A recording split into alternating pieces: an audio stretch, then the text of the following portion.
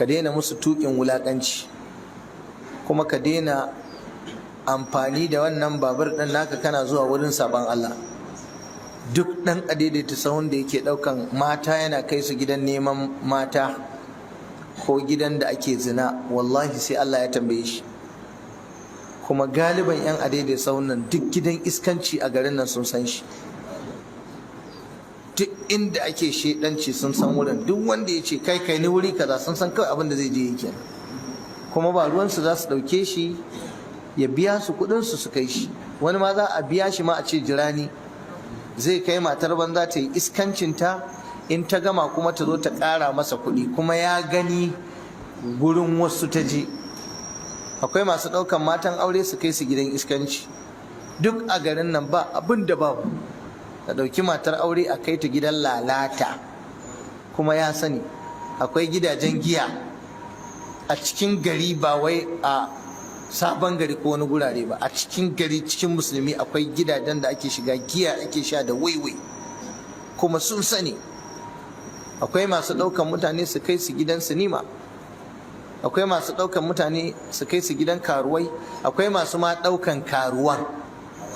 Karuwa ce ka ganta yar good evening ne, ta fito neman karuwanci, ka ɗauke ta ka kai ta wani guri a lalata da ita. Sai an yi magana ka zo mutane masallaci ka ce wai kai ma ustaz ne, wai kana da abin neman abinci.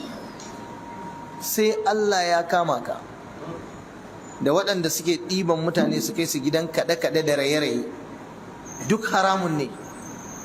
Duk wanda ka san guri ne na sabon Allah yana tsare ka, ka ce a bana zuwa nan, kai gaba.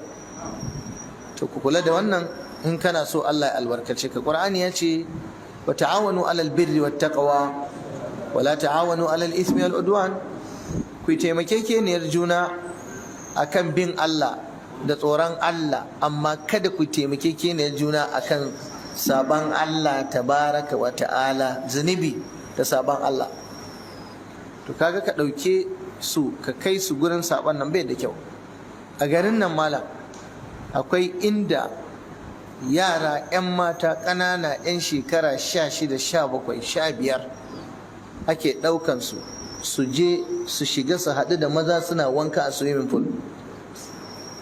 Ƙaramar yarinya sai ga tana shan taba ko wiwi, kuma daga cikin gari, kuma ɗan adidi sau ya ɗauke ta.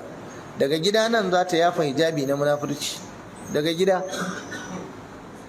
Amma idan ta je, akwai wanda ya faɗa ya ce gidan idan ka je za a shiga, akwai wani kwando daman da aka ajiye, duk wacce ta zo da hijabi ba za ta shiga da hijabi gurin ba, kawai cire hijabin za ta wulla shi a wannan kwandon, tsirarar ta za ta shiga kawai, daga ita sai matsatsiyar riga ko bireziya. Amma a titi za a ganta da hijabi. Kwanan nan aka yi wani haɗari a wata makaranta, yarinya ce budurwa da kaya kirif a jikinta, aka zo mashin ɗin a daidaita sahu ne ya faɗi da ita, ko karyewa ce ko suma ta yi. An zo ƙoƙarin ɗaga ta a taimaka mata, malam ashe tsirara take, ba komai a jikinta. Wannan doguwar rigar ne ko hijabin ne, kawai zulumbin hijabin, ko wando ko siket ko riga komi babu. Ashe wani gudun zata, tana zuwa daman kawai yayi shi zata. Malam abubuwan da ake ba su da kyau.